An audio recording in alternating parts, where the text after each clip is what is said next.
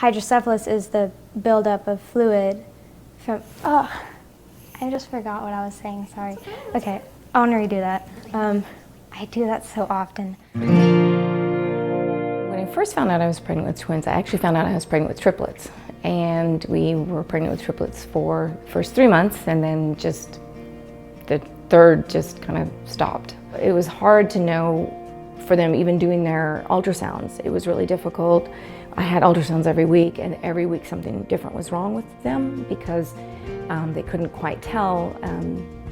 Like Eilish's head was kind of blocking Hanley's body. So 1 week there would be, she didn't have a liver. 1 week this or that, but they knew that Hanley had this heart problem. They knew they're gonna have to do emergency C-section. They actually knocked me out, and they just sliced me open and, from belly button down and just to grab them out, and because they knew that Hanley couldn't go through like the delivery process. About 2 weeks after birth, Eilish was actually getting ready to be discharged, and they did an ultrasound as part of their procedures and checked out her head, and that's when they noticed the extra fluid building up. Something happened. It was in the ventricle, so it blocked the cerebrospinal fluid from circulating. So her head was getting larger, and so they said they would probably have to do surgery and put a shunt in. Just back in the 60s, people got interested in diverting the fluid from the head into another body space, and so shunts came into existence, and it has been a life-saving thing, and it's also provided a means for the brain to be able to develop more normally. My last brain surgery was in March 2012. I was 15, and Saturday before that, the North Texas Irish Festival was going on, so we're like, oh, let's just go to get our minds off the fact that I'm gonna have to have brain surgery again, and just for something fun. But we made it kind of a tradition to keep going back, and then when we went back the next year, we kept going back to their adoption events like 2 or 3 times, and we're like, okay, we're just gonna adopt the dogs, like otherwise we're just gonna keep coming back and seeing them.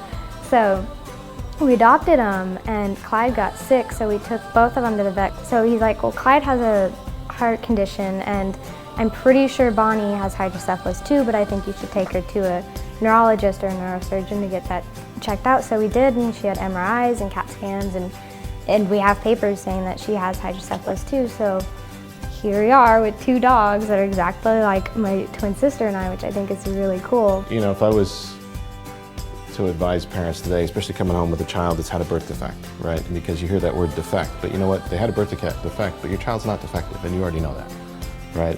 Because the one thing that I've believed, she could be whatever she wanted to be. Even though I have hydrocephalus, I'm still a normal teenager. I still have to go to school. I still have to get my driver's license that I've been working like 2-3 years on. And I still do things that other teenagers do. I go to concerts, I hang out with friends. Yeah, and I'm not afraid to like stutter or anything because that's how I am, and I'm always quickly forgetting things. I'll just completely lose my train of thought or anything, so I'm always probably gonna be like glancing back to make sure I'm correct, but because I'm always forgetting, but I'm like, that's who I am.